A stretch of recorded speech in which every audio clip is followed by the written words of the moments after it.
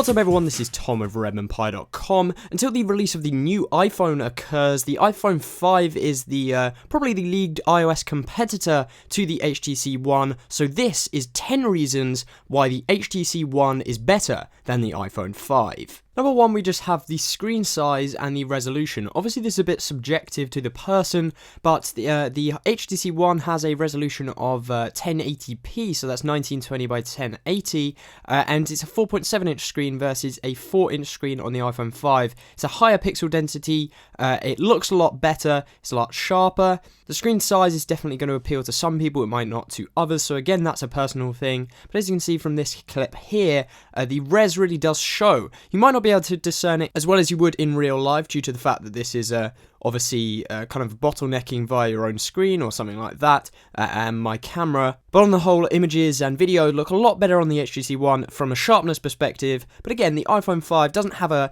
bad screen, it's just not as good. Another huge factor with these phones is the speakers. You get stereo speakers on the HTC One, which just sound amazing. So I'm going to shut up for a second and let you listen. We're going to do the iPhone 5 first, and then we'll switch over to the HTC One, both on full volume.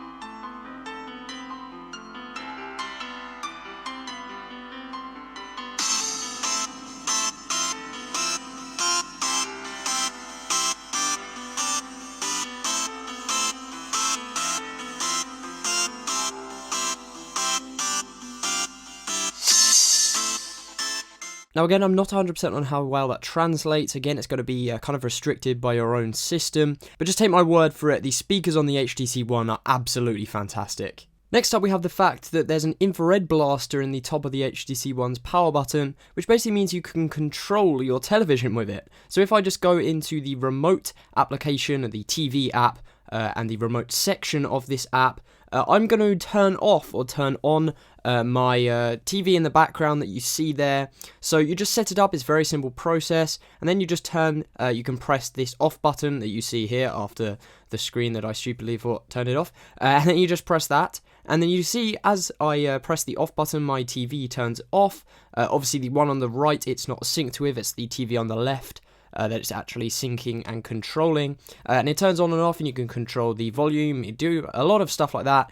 Some people might call that a gimmick, but I've actually used it a few times, and it's very useful. Another nice addition on the HTC One is the inclusion of Beats audio technology. Now this doesn't really mean too much, you know, Beats gets a lot of stick, but it's actually just improved audio for headphones and also just on the speakers as well. So when you play some music, for example, in the Play music store, whatever, basically it just includes the Beats audio, it switches the Beats audio on if you've got it enabled, and it just improves the sound of your music, and it's pretty much as simple as that. Next up, we have the weight of each phone. Now, the iPhone 5 is very light, and I'm not going to kind of go into the whole specifications of the lightness. It's very light. It feels to me personally bordering on cheap light. You don't really get a sense of substance. Now, this is where the HTC One pretty much hits the nail on the head for me. It is the perfect weight. For a 4.7-inch phone, it's a little bit heavier than the iPhone 5, but just because it's a little bit heavier, it feels just great. It's obviously bigger, therefore you have that extra kind of addition in your hand, but it also just has that little bit extra weight somewhere between the iPhone 4 and the iPhone 5. It's just really great, and the weight is pretty much perfect for me in a smartphone. Next is NFC compatibility in the HTC One. If you have any NFC tags lying around your house, you'll be able to use them with this phone, and also you do things such as mobile payments. All you have to do is just make sure that NFC is actually enabled within the settings, and then you'll be able to use these NFC tags or anything that's NFC compatible and do things such as dimming or brightening the screen and assign a lot of other tasks to your NFC tags. Next up we have speed of the actual phone itself, and the HTC One is a powerhouse with a Geekbench score of 2,991, and obviously benchmarks aren't everything. Real world experience is the most important, but if we switch over to the iPhone now, you'll see that it clocks in with a score of just 1,663. Now that's quite a good representation. Obviously iOS takes less power to run than Android, but the HTC One is incredibly smooth. The iPhone 5 definitely isn't slow, and it doesn't provide a bad user experience, but the HTC One really is catching up, especially with Android 4.2.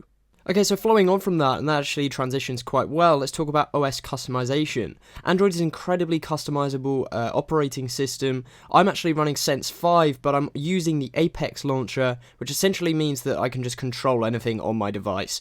So I've got a battery widget on the home screen, you can change all of the widgets and stuff like that.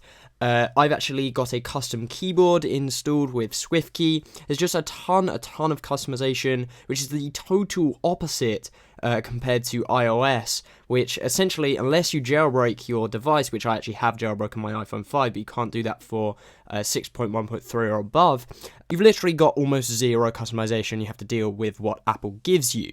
Next up we have app selection, and I'm including this because it's really a strength of iOS, but this is the fact that Android is no longer far behind in app selection. I rely on apps a lot of the time, and it's just interesting to see that I haven't been pretty much worried about any applications. The only two I'm missing is Tweetbot and the email client Mailbox, but I'm dealing with that. There are Gmail clients and stuff like that, which are all very, very good. So app selection is a really big plus now on the HTC One. And it's definitely not far behind iOS, which I always felt which was a problem with Android. And finally we have the price. The iPhone 5 comes in at $650 for an unlocked version, and the HTC One at $600, so you're saving $50 by going with a newer generation phone. There we have it, guys. That's my selection of things which the HTC does better than the iPhone 5. There's 10. If you have any, definitely just drop them down below. I mean, interesting to see if any of you use an HTC One or an iPhone 5 and you'd be thinking of switching. Don't forget to follow Redmond Pie and all of our social links down below. Subscribe to the channel if you haven't done already, and I will catch you next time.